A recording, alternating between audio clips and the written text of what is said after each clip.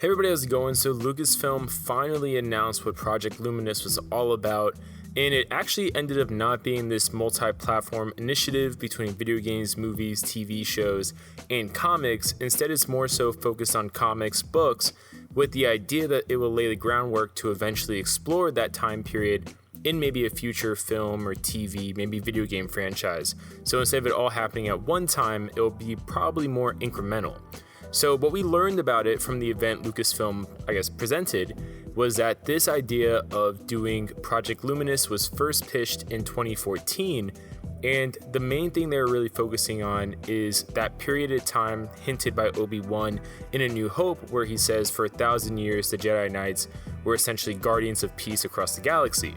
And I guess a lot of the people in Lucasfilm were asking themselves, well, what does that look like? And of course, a lot of people were asking for the Old Republic saga of things, that era to be explored, but instead it looks like we're getting a time period set 200 years before the Phantom Menace, which is titled the High Republic.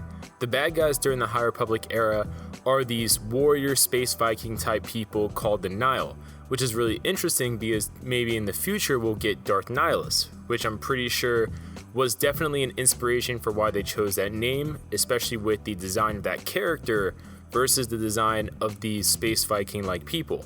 Now, the Jedi in this period of time are a lot more glamorous. They're described as being closer to the Knights of the Round Table. People that are on the Outer Realms are very Wild West-like. So they are kind of the knights that protect that areas. They're more described as kind of like rangers, if you will. Not really Knights of the Round Table, but more so kind of cowboy-like. Now, the 5 authors hired for Project Luminous include Claudia Gray, Justina Ireland, Daniel Jose Older, Cavan Scott, and Charles Soule, who's pretty familiar for a lot of Star Wars fans in the comics realm since he was helping out a lot with Darth Vader and other series. And they also, besides revealing concept art that we'll have throughout the video, revealed that the first novel as a part of this will be titled Star Wars The High Republic, Light of the Jedi from Charles Soule, and that will come out in August. And then after that, we'll also get to see a lot more things like Star Wars The High Republic, Into the Dark by Claudia Gray, and Star Wars The High Republic, A Test of Courage by Justina Ireland.